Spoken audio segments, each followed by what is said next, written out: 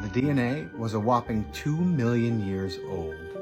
Okay, I had to elaborate on this because it's so fucking neat. Like, this is massive discovery and it's so cool. So what they did analyze a bunch of sediments containing a bunch of organic material, and they found DNA that was so much older than the previously oldest known DNA found, which came from a mammoth tooth a while ago.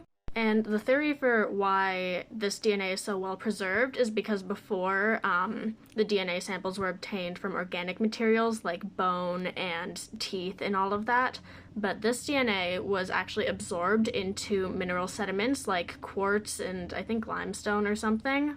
And so that changed the molecular structure just enough so that enzymes responsible for degrading DNA couldn't actually degrade this DNA well enough, so it slowed the whole process of like the DNA breaking down. And this DNA finding was supplemented with other analysis records such as pollen samples and like stratigraphy, Jesus Christ, as long with like fossil evidence found there, so it's pretty well supported that this age is accurate. Since there was an interglacial period happening at this time, which is where like glaciers were like here and then they receded down here, so the climate was much warmer and before going back up. So this was like at the bottom when the climate was nice and warm and there was less ice, so it was more like tropical.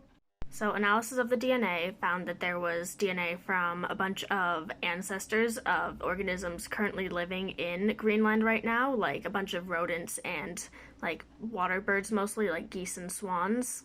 But it was also evidence of, as stated in the original video, a mastodon ancestor, which, if you may have noticed, doesn't currently live in Greenland. There is no living relative of mastodon in Greenland, unfortunately. There's also records of ancestors of invertebrates such as ants and fleas and all of that, as well as corals. It also shows evidence of horseshoe crabs, but that one's a little bit sketchy, it says in the article, because there's like no fossil evidence of horseshoe crabs, which usually would be present. So the hypothesis as why horseshoe crab DNA showed up is it could be a like match for a currently unknown extinct relative of the horseshoe crab, but not like actual direct ancestor of modern horseshoe crabs. But there is a lot of super interesting information in the original article, so I will link that in the comments if you want to read the entire thing. It's a super interesting read, and it's a pretty big discovery.